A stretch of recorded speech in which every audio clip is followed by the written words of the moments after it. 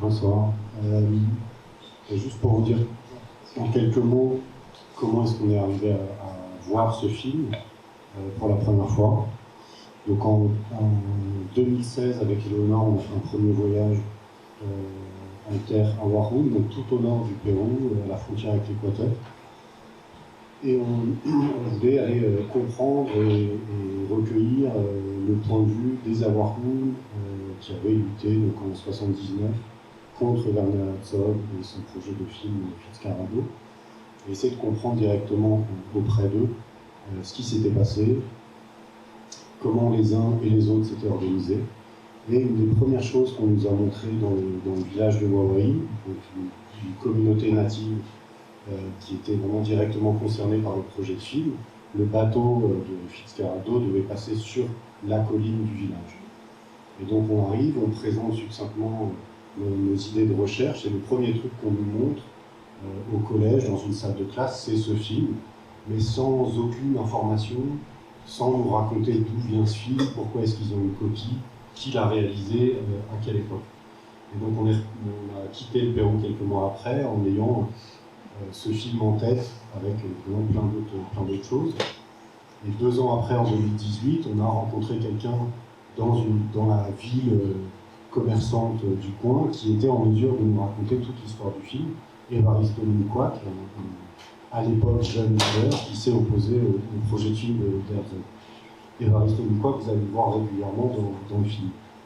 Donc à partir de ce moment-là, on savait qui avait réalisé le film, à quelle époque, et on a pu rechercher Nina Gladys. On a pu la rencontrer en Allemagne en 2019, quelques mois avant qu'elle décède. On vous racontera peut-être davantage un peu son histoire et son parcours après le film. Et donc, comme Eleonore vous l'a dit, la version qu'on connaissait de ce film, c'était celle qu'Évariste Moukwak avait bien voulu nous confier. Donc, une version qui avait été copiée de bande 16 mm en VHS au DVD, et pour nous, il avait copié du DVD à une clé USB. Donc, on avait un fichier de très mauvaise qualité. Et en faisant des recherches, on a compris et trouvé à un moment que la WDR, une chaîne allemande, avait diffusé le film en 82 et qu'il l'avait archivé et qu'il pouvait éventuellement leur acheter les droits pour diffuser le film dans des centres d'art ou dans des cinémas comme maintenant.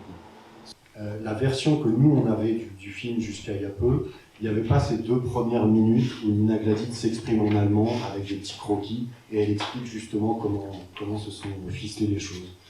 Donc maintenant on comprend un peu mieux. Donc Nina Gladys se rend au Pérou avec son ami Gerhard Dietrich qui fait le son, et Eric Sabourin qui est engagé à la dernière minute et qui fait une sorte de traducteur et qui est l'homme de confiance, on va dire le blanc en qui les Awarhoun du Conseil ont pleinement confiance. Et donc ils travaillent à 3 pendant environ 3 semaines avec les Awarhoun, avec les gens du Conseil qui donc coécrivent le scénario,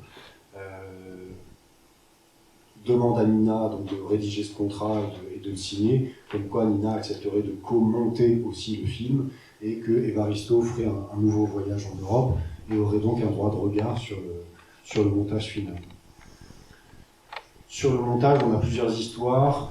Eric Sabourin nous dit, lui, qu'il y a eu un premier montage, une version 1, qui durait peut-être une demi-heure de plus, sur lequel il n'y avait pas cette voix off qui nous raconte des choses par rapport à l'avidité qu'on a pour les nouvelles images exotiques, et qui fait des rapprochements entre le cinéma et les conquistadors, le cinéma et les orpailleurs. Il y avait simplement les Awarhoun qui jouaient leur rôle pendant la lutte et le rôle de l'équipe d'Herzog. C'était a priori sous-titré en espagnol. Cette première version, elle n'aurait eu qu'un soir d'existence. Il y a eu une projection a priori à Munich en 82 devant un public de cinéphiles, j'imagine un peu comme on imagine un peu comme vous, des cinéphiles de gauche progressistes. Et puis en fait, la personne n'a rien compris au film. Et Nina Gladys, elle s'est pris une énorme claque. En gros, on lui a dit vous avez manipulé les Awarhoun, votre film on n'y comprend rien. Herzog est un cinéaste absolument génial, donc en gros, allez vous faire voir. Donc là, elle a expliqué, toujours selon Eric Sabourin, elle a expliqué à Évariste Moukwak et à Eric Sabourin qu'elle ne pouvait pas rester sur cet échec-là. Et donc c'est à ce moment-là qu'une deuxième version du montage aurait été retravaillée, et ça, donc, logiquement, c'est celle que nous, on a vue ce soir. Donc une version plus courte, avec une voix off qui semble clarifier les choses, ou en tout cas exprimer plus clairement le point de vue de Nina Gladitz, ça on le sent assez nettement. Et cette version-là a été diffusée donc, une fois sur la WDR, donc cette chaîne allemande, une fois sur Channel 4, donc en Angleterre, qui a coproduit le film, une fois dans un festival de cinéma à Copenhague. En tout cas, on retrouve la présence du film dans la programmation. On n'a pas réussi à avoir plus de renseignements que ça. Et après ça, il n'y a plus de diffusion en Europe. Et donc nous, voilà, on a retrouvé, comme on vous l'a raconté juste avant la séance, on a vu ce film pour la première fois en 2016, on a compris d'où il venait en 2018. Évariste Onukwak nous a confié une copie sur clé USB. On a ensuite cherché Nina Gladitz, plus personne n'avait son contact, donc on a envoyé des mails avec toutes les combinaisons possibles de Gmail, de mail. On est tombé sur sa nièce qui nous a dit c'est super, voilà le mail de Nina Gladitz.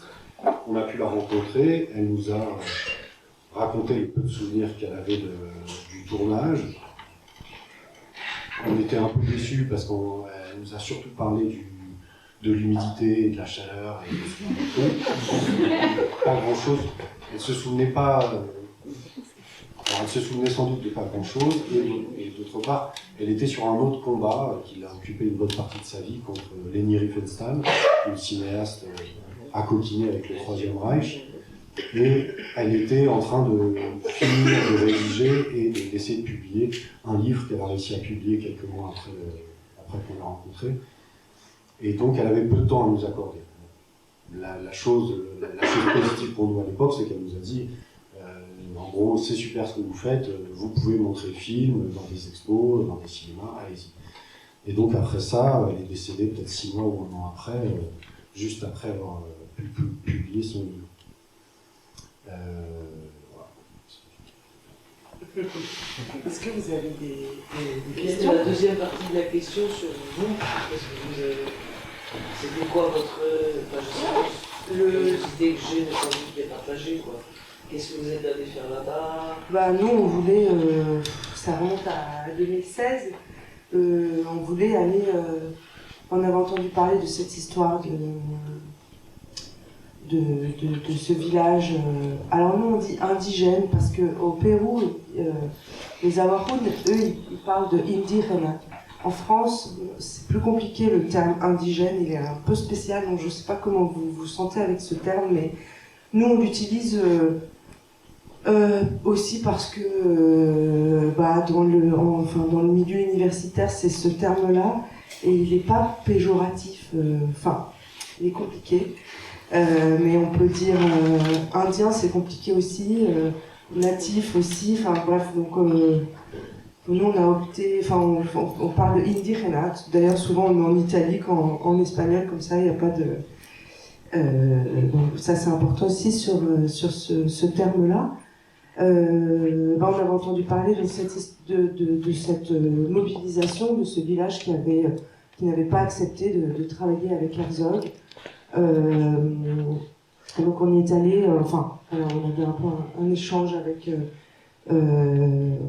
dans une école à Lima, l'école de photo de Lima, et donc du coup on a rencontré à Lima un leader Awahoun qui travaille dans une association à Lima qui nous a aidé à aller dans la forêt proche de ce village.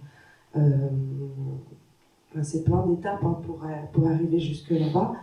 Et on avait cette envie de raconter cette histoire, en fait, de la re-raconter.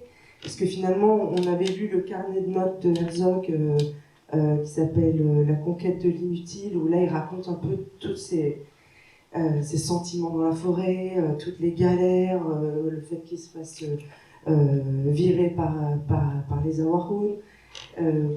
Il y avait quand même une certaine place pour Herzog, en fait, pour raconter cette histoire, et a priori moins de place pour les Awahoun. En tout cas, c'est ce qu'on pensait. En fait, c'est ça aussi qui a changé le projet, l'envie quand on est allé là-bas, c'est qu'on s'est rendu compte qu'il y avait déjà des images.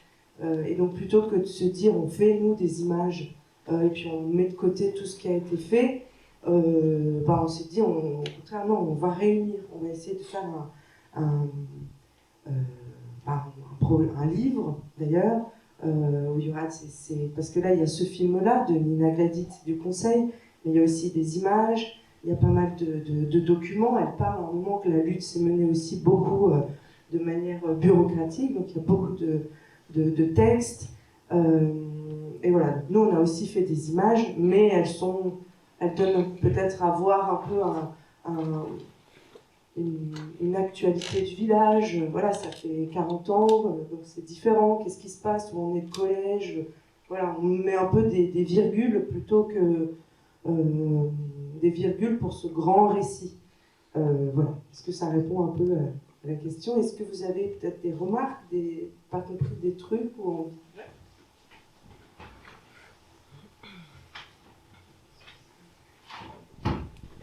Bonjour, donc j'ai beaucoup aimé ce documentaire et notamment l'introduction avec les schémas qui dit que la liberté artistique a des limites. Ça, c'est important de le dire, notamment en France, parce que voilà, il se croit tout permis.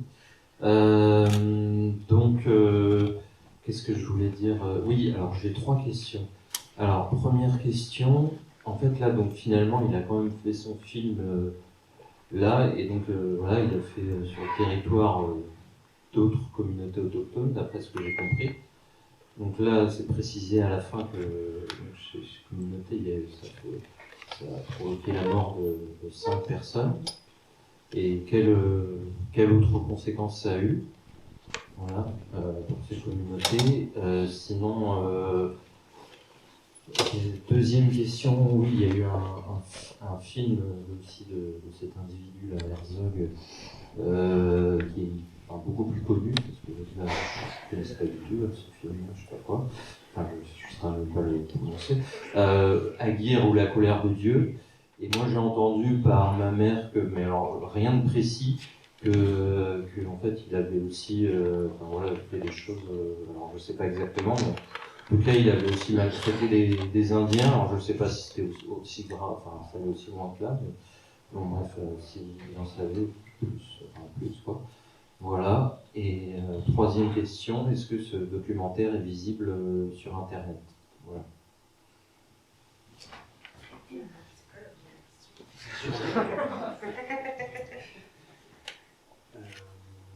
Alors ce film-là d'Nina Gladit, c'est pas encore visible sur internet. Quand on l'a rencontrée, c'est pas une demande qu'elle a faite. Par contre, en 81, quand elle tourne ce film, en fait, elle tourne 2 petits films.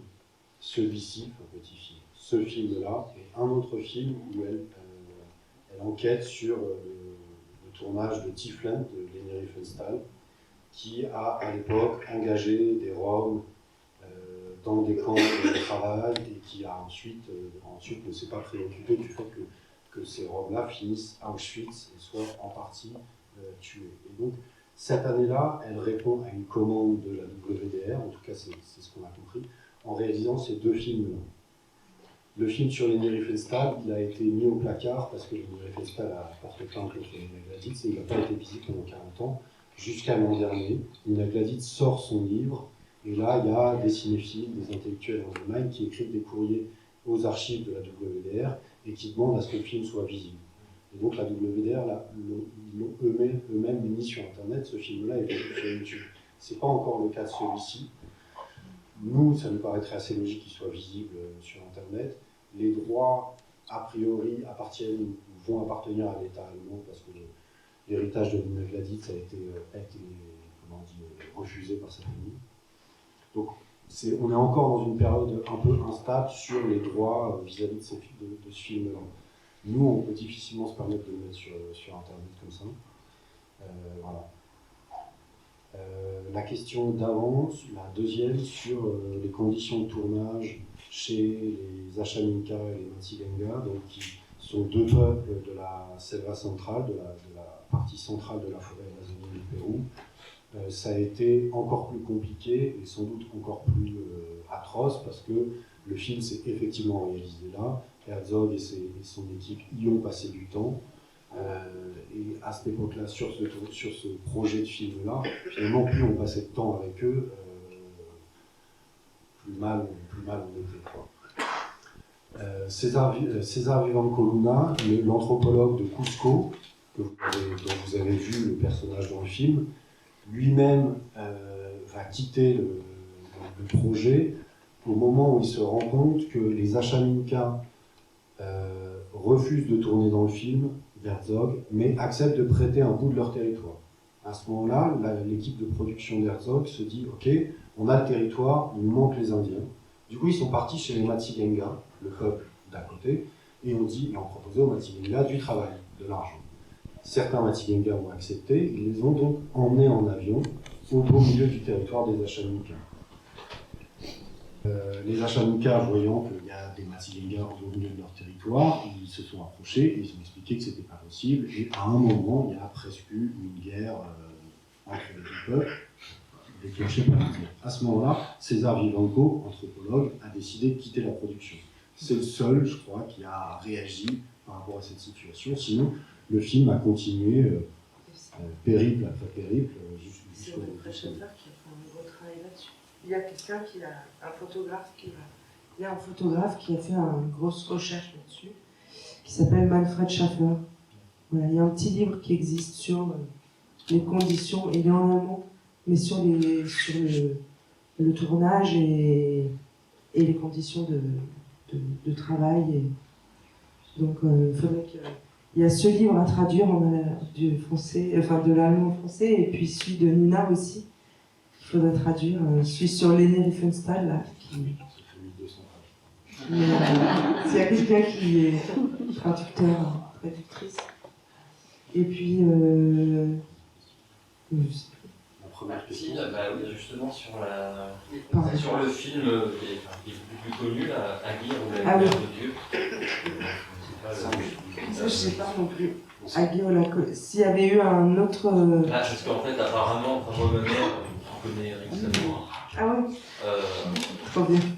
Et en fait, elle m'a dit que. Elle m'a pas dit quelque chose de très précis aussi, donc je sais pas. Elle m'a dit qu'elle avait quand même maltraité des Indiens, mais elle m'en a pas dit plus. Moi, je lui ai demandé, mais alors, c'est-à-dire. Mais ça, non, moi, ça, On demandera à Eric Samour. Ouais. Je voulais simplement demander si Herzog, à cette époque-là, avait évolué et s'était rendu compte de ce climat un peu colonialiste envers les Indiens. Est-ce qu'il s'est exprimé là-dessus?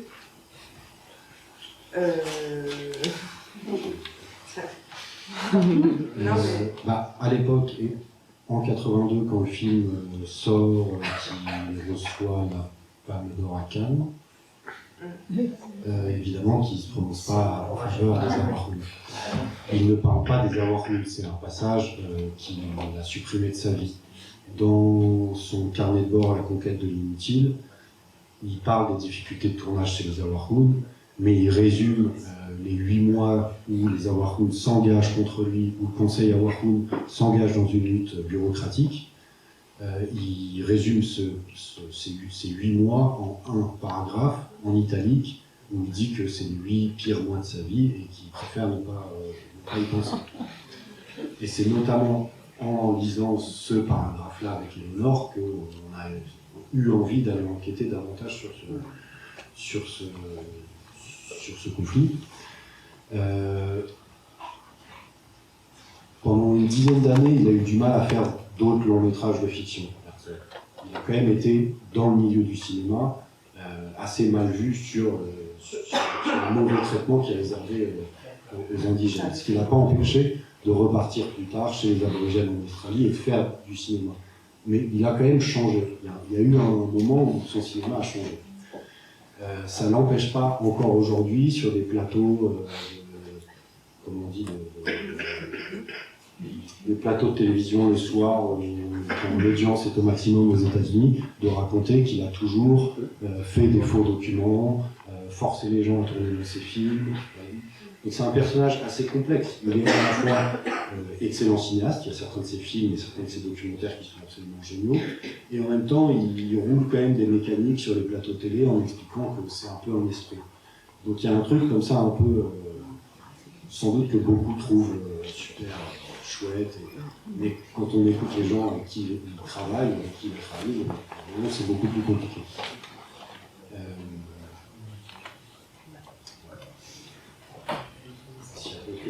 Juste sur Léonard, vous parlez de Manfred Schaffer, donc ce photographe allemand qui est aussi anthropologue, qui a donc, lui travaillé chez les Achalika et donc il a enquêté notamment sur les conséquences du tournage d'Herzog.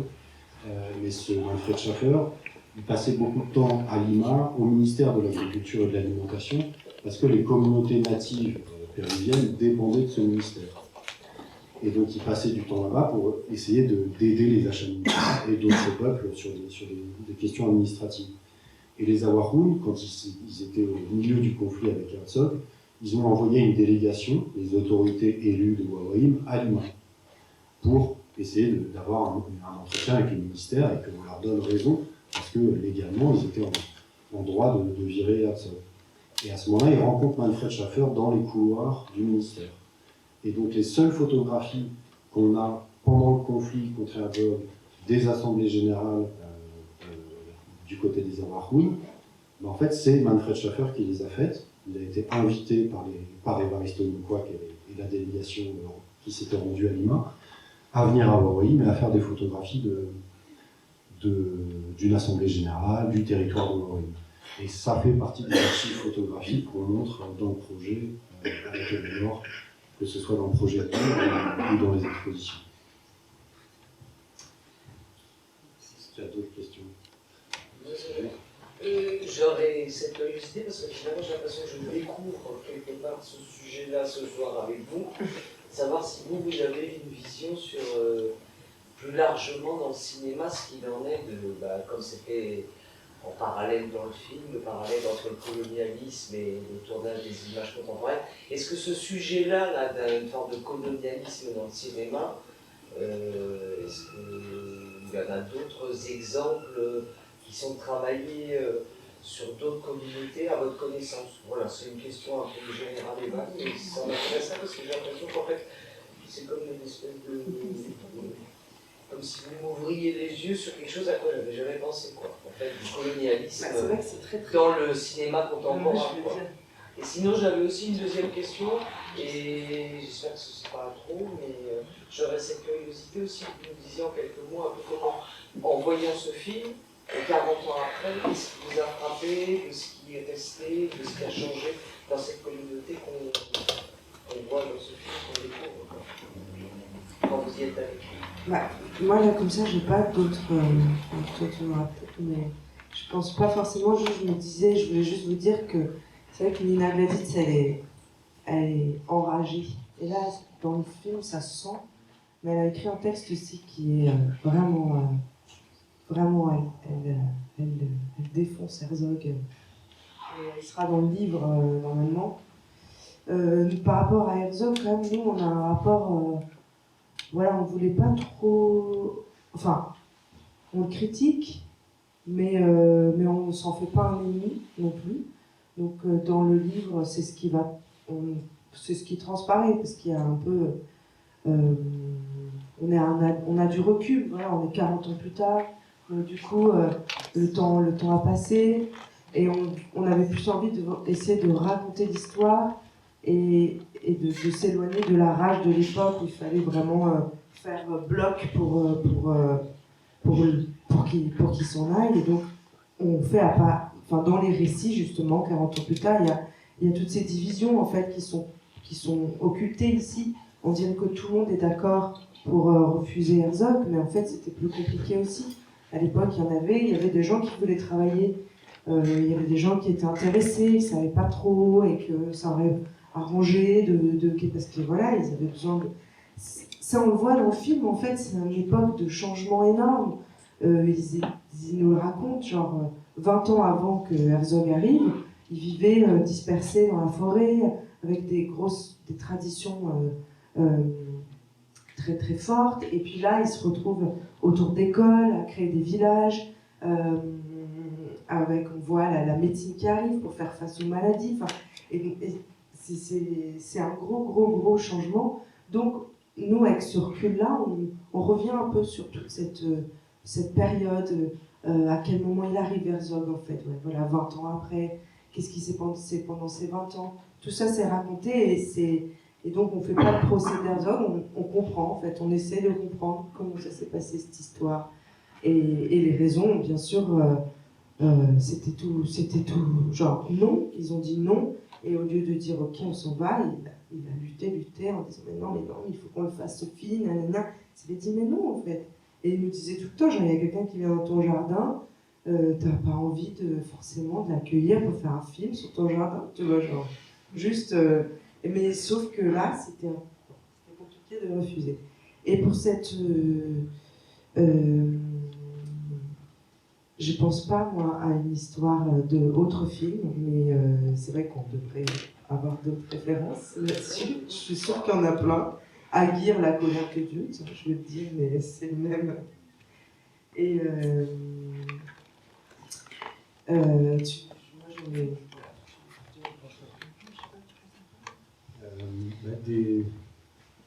des documentaires comme ça où il y a une part de jeu d'acteurs, de fiction joué par les protagonistes d'un conflit et qui posent des questions très claires comme ça sur les rapports entre cinéma et colonisation. Moi, j'en connais pas d'autres, que je serais ravi d'en Si, voir d'autres. je crois qu'il y a eu le tournage à l'île de Pâques de Kevin Costner qui a eu un peu les mêmes, enfin, pas si violemment, mais ils ont engagé des gens, des passe-coins, et ça a assez perturbé l'équilibre social, financier, culturel pendant pas mal de temps de l'île. Voilà. Je ne le connais pas en détail, hein, mais... Ça a été documenté? Je sais pas. Moi, je le sais par des passe-cours, enfin par des gens qui habitent là-bas, mais je sais pas. C'est sûr que des situations de C'est tournage... Danse avec les loups, non? C'est pas ça? Non, je sais plus, le truc sur... le gros truc de Kevin Costner dans les années... Le dernier Mohican? 90? Non. C'est un truc tourné à l'île de Pâques. C'est un gros blockbuster. C'est sûr que des situations de tournage à peu près partout dans le monde qui ont amené à des dérives autoritaires et à des maltraitances physiques, ça c'est évident qu'il y en a plein. Mais c'est vrai que des films de cette nature-là, réalisés dans les années qui suivent le tournage du film en question, et qui mettent comme ça en question la manière de faire un film, qui réfléchit avec qui on fait ce film, pour qui on le fait, à qui on s'adresse, avec quels moyens on le fait. Moi, j'ai pas d'autres exemples, mais c'est vrai que ça nous intéresse vraiment. Donc, si vous avez... C'est Rapa Nui, le film. Rapa Nui? Ouais, qui est le nom de l'île de Pâques. Après, ce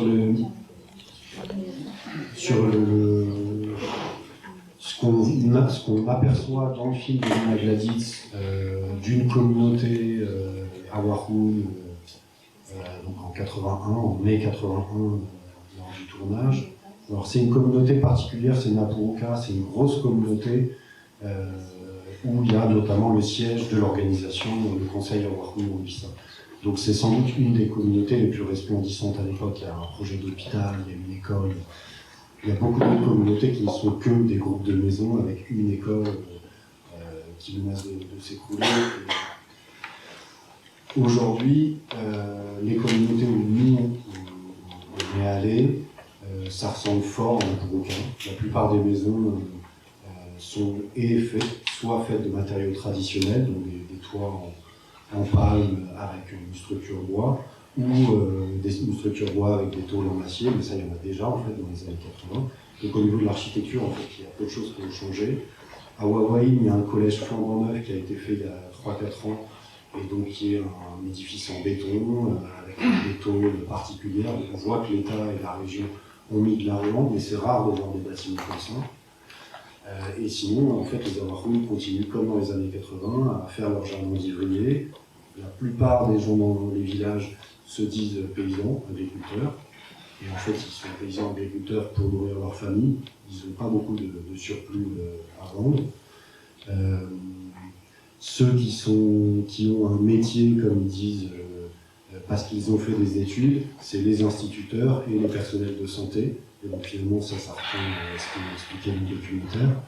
Alors, ils ont quand même réussi à envoyer beaucoup de jeunes gens en ville faire des études universitaires. Et donc aujourd'hui, il y a des avocats, des personnes politiques qui ont fait 5 ans, 8 ans d'études, des anthropologues, des médecins vraiment formés en ville. Mais ce n'est pas des gens qu'on voit tous les jours dans les communautés. Il y en a malheureusement sans doute trop peu qui reviennent travailler dans les communautés et préfèrent travailler à la ville et gagner de l'argent, ce qui est compréhensible. Donc finalement, il n'y a pas tant de choses qui ont changé. C'est plus la mode du col large à l'italienne et du pas de def, c'est la mode, ils sont habillés presque comme nous, quoi. La plupart du temps, ils sont habillés avec des fringues de seconde main. Donc en fait, quelques années après qu'on ait jeté des fringues, en fait, c'est des fringues que eux mettent, donc ils ont un décalage comme ça sur la mode. Et puis bien sûr, il y a plein de choses qu'on ne sait pas en fait aussi, hein, parce que nous, le travail qu'on a fait, c'était très politique. C'est très sur l'organisation politique des communautés, mais il y a plein de choses auxquelles on n'a pas accès et qu'on met en avant aussi. En fait, on n'est pas anthropologue, on ne sait pas tout, et on ne veut pas tout savoir des Awarones en fait. Et ils ne veulent pas tout nous dire, et tant mieux.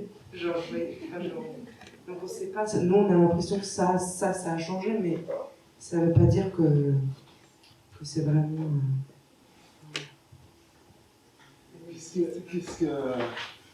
Quel est votre ressenti sur ce qu'a produit la mémoire de cette lutte dans ces communautés, dans celle-là, et peut-être ce que ça donne par rapport à leurs voisins? C'est quand même une grande fierté qu'il doit y avoir quand on voit le cochon qui arrive attaché, puis après les gens du tournage qui repartent comme le cochon sur les bateaux. Je pense que ça fait des histoires à raconter dans les béliers, et donc savoir un peu si j'ai l'impression que ça se transmet aux petits, aux jeunes, et comment vous, éventuellement, quelle est votre pierre est-ce que vous apportez quelque chose? Parce qu'en travaillant avec eux là-dessus sur l'histoire, ça a dû réveiller justement cette conscience-là. Moi, il me semble que quand on est arrivé, c'était très présent dans l'esprit des gens âgés qui l'avaient vécu et peu présent chez les jeunes. Donc ça n'avait pas été forcément vachement transmis. En tout cas, c'est ce qu'on a ressenti en arrivant. En proposant de... Nous, on a un peu passé un accord pour pouvoir rester dans le village. On s'engageait à faire cette enquête sur cette histoire-là et à restituer, donner un livre qui réunira, à l'époque c'était au futur, toutes les recherches. Donc là, il y avait cette envie, justement, des gens âgés qui avaient un peu, pas forcément transmis cette histoire-là, aux plus jeunes, aux tout petits, tout ça, de se dire, ça serait bien que tout ça se soit réuni dans un livre et que ce soit au collège et que ça puisse être consulté. Il y avait vraiment cette envie-là Enfin, ça, c'est un truc important qu'on s'est dit et qu'on fait, c'est que cette histoire-là soit présente dans un livre. En espagnol, du coup? Bah ouais, bien sûr. en français, en espagnol. Donc là, on travaille sur ce livre, qui normalement paraîtra dans l'automne prochain. On espère. Et tu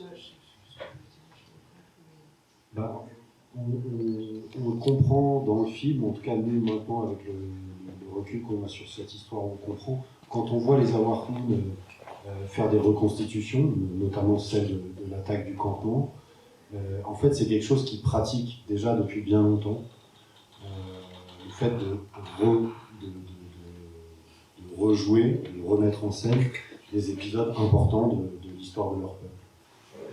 Cette histoire contre Herzog, sans doute l'attaque du campement, pendant des années après l'année 79, chaque année elle était rejouée à Napuruka par les gens du village qui remettaient en scène l'attaque des maisons du canton d'Herzog. Et donc, en tout cas, les Awarun avec qui on a beaucoup discuté, notamment les personnes âgées qui participent au film parce qu'ils sont protagonistes de l'histoire, et à notre projet parce que 40 ans après, c'est eux qui nous racontent l'histoire, eux mettent ça en avant comme moyen de transmettre les histoires importantes de leur peuple. C'est à des dates clés où on fait un théâtre communautaire, communal. Aujourd'hui, c'est d'autres histoires qui ont pris le relais. C'est-à-dire que l'attaque du canton d'Herzog, elle est plus rejouée dans les communautés parce qu'il y a des histoires beaucoup plus récentes qui touchent peut-être de manière plus forte les gens aujourd'hui. Et donc c'est notamment un conflit, une grosse lutte qui a eu lieu en 2009 contre l'État péruvien qui négociait un traité bilatéral de libre-échange avec les États-Unis. Et ce traité bilatéral de libre-échange, pour être applicable au Pérou, il fallait revenir en arrière sur le peu de textes qui protégeaient encore les terres indigènes en Amazonie péruvienne. Et donc il y a eu une énorme montée de levée de boucliers de la part des Awarun, des Wampis, mais aussi d'autres peuples en Amazonie péruvienne. Ce conflit il a duré 60 jours. Il y a eu pas mal de morts. L'État péruvien a reculé sur le traité de libre-échange. Donc c'est cette histoire-là, aujourd'hui, en 2023, qui est racontée chaque année dans un théâtre populaire. L'histoire d'Herzog, nous, quand on a commencé à s'y intéresser, à poser des questions là-bas, encore une fois, les gens qui ont participé étaient absolument ravis de répondre à nos questions. Comme disait Nord, aussi parce que leurs petits-enfants n'étaient plus au courant de cette histoire, parce que l'histoire du Baguasso, donc c'est ce conflit de 2009, avait pris la place. En plus dans notre travail, donc on essaye de réunir ces témoignages, de réunir des archives textuelles, des comptes rendus d'Assemblée Générale, des lettres, des photographies d'époque, et en plus des photographies que nous on fait au quotidien quand on est dans la communauté de Wawaï et autour. On a réalisé un film d'entretien, donc où tous les protagonistes de l'histoire nous racontent 40 ans après comment eux ont participé, leurs souvenirs. Voilà. Et on a aussi fait un ensemble de céramique, un ensemble de pots, avec dans un atelier à Wawaï où travaillent une dizaine de femmes et un jeune homme. Ils travaillent ensemble, ils font des céramiques quasi au quotidien et ils essaient de les vendre tant bien mal dans les communautés autour et en ville à côté. Et donc on leur avait proposé de faire un projet ensemble, collectif, où ces pots qui normalement ne reçoivent comme dessin, comme ornementation que des figures géométriques, on leur avait proposé de faire exister sur les pots certains pans d'histoire, certains moments importants de la lutte contre Herzog. Donc on a réalisé ensemble pendant plusieurs semaines, en 2018 et en 2019, un ensemble de pots qui racontent cette histoire. C'était notre manière à nous, à Eleonore, moi et ce groupe de femmes et ce jeune homme, de refaire exister cette histoire, mais non pas via un moyen de diffusion, et bref, de faire des images comme le cinéma ou la photographie, mais de s'emparer ensemble d'une manière totalement awarun de faire un artisanat. Nous, on n'est pas du tout céramistes, donc on n'était pas en mesure de tourner les pots et les fabriquer, mais on était en mesure de participer au dessin à la surface des pots. Mais finalement, c'était aussi pour que cette histoire existe ici, en fait, qu'elle a un poids ici.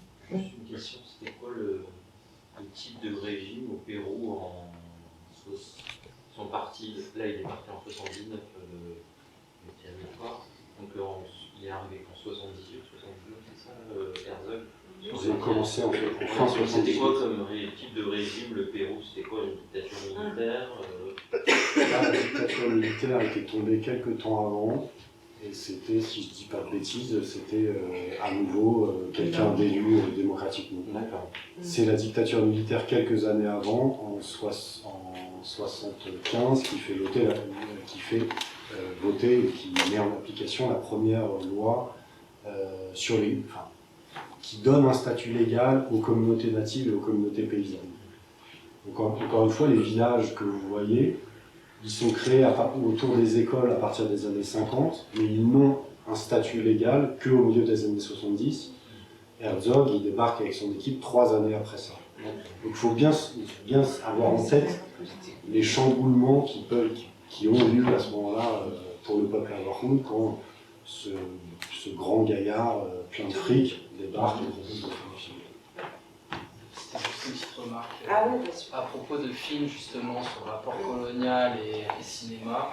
Et c'était un film qui se passe en Bolivie, j'ai vu, mais qui est assez romancé, enfin c'est assez récent, Itambien la Lulia, et avec un acteur connu, je sais plus comment il s'appelle, Gaël Garcia, Bernal.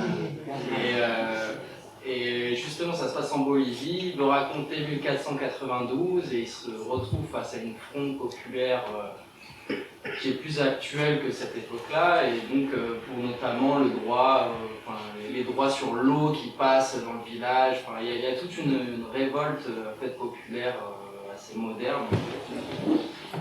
Et il va se retrouver face à ces communautés modernes, au final, qui sont limite dans des espèces de favelas de Bolivie et qui vont se lever contre le film, mais au final l'utiliser pour leurs droits, retrouver leurs droits sur l'eau locale. Et tout. Enfin, je trouvais que c'était en bonne résonance avec ce film. Si ça donne envie à certains. Ça s'appelle Même la pluie. Itambien la Lulia. Itambien la Lulia. Et c'est pas ça raconte ce truc-là sur le traumatisme historique et le côté actuel encore des luttes sociales. Ce rapport ambigu avec ces gens qui viennent filmer leur communauté, qui peut être pour autant aussi vif, même actuellement. Mais merci à vous.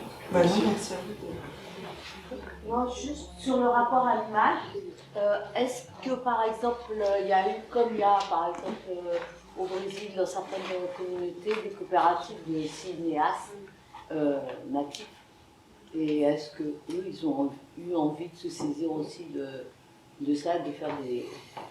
Parce que je sais qu'au Brésil, il y a des coopératives de natifs qui produisent eux-mêmes leurs films et qui ont décidé y compris de retranscrire l'histoire et de le remettre comme élément de l'histoire de leur communauté, qui les remettent plus que des livres qui ont fait ce choix. Chez les Navajo, il n'y a pas eu de coopérative de cinéastes comme ça. Tel que ça nous a été expliqué, il y a eu plusieurs films qui ont été faits, mais à chaque fois avec des réalisateurs invités et qui, à la manière de Nina Gladitz, proposaient une sorte de cinéma plus ou moins collectif, où on apprenait plus ou moins de choses. Mais Nina Gladitz, c'est pas elle qui a proposé, c'est les gens qui ont dit vraiment on veut bien le faire si tu acceptes les conditions. Mais ouais. Pareil pour. Oui, pardon, je te coupe, mais ils ont vraiment un rapport plutôt comme ça de utiliser le savoir et de le manipuler. Et genre, par exemple, un autre exemple ancien, mais Manfred Schaffer, quand il parle, il y a un texte où il raconte un peu son arrivée dans le village, et genre, c'est fort parce qu'il se dit, en fait, les gens savent très bien ce qu'ils veulent, et moi je vais faire que exécuter ce que les gens me demandent. Et donc, jusqu'à présent, j'ai l'impression qu'ils sont plus dans un rapport comme ça. Et avec nous aussi, quand même. Non, nous, c'était très libre, on faisait un peu ce qu'on voulait, mais ouais, de bien dire ce que les gens veulent. Mais c'est vrai que les coopératives, on en a entendu parler, là, c'est très bien. Mais peut-être que là, par exemple, quand Nina est venue filmer, elle avait présenté le matériel, plus fait des cours, mais pas donné accès après au matériel.